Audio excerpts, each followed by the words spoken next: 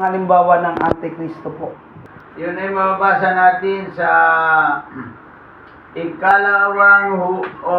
unang Juan chapter 4 verse 1 to 3.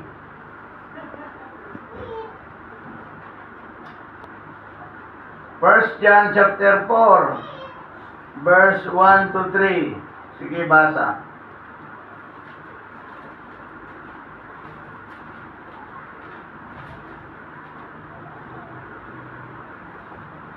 Andiyan siya. Kuya Mabi, huwag ka munang alis para makita mo kung alin ang Antikristo. Unang Juan, Chapter 4, verse 1 to 3. Basa.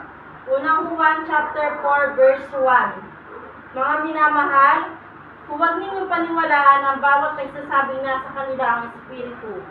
Sa halip, subukan ninyo sila upang malaman kung talagang mula sa Diyos ang Espiritong nasa kanila, sapagkat marami ng huwad na propeta sa mundong ito.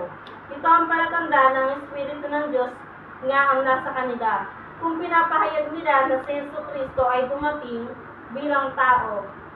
Kung hindi gayon ang kanilang pinapahayag tungkol kay Jesus, hindi mula sa kanila ang Espiritong nasa kanila.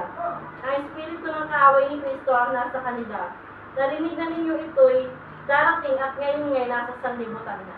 Iyon. Ang sabi dito sa 2, ito ang palatandaan ng mga Antikristo, ang nagsasabing si Jesucristo ay hindi Diyos.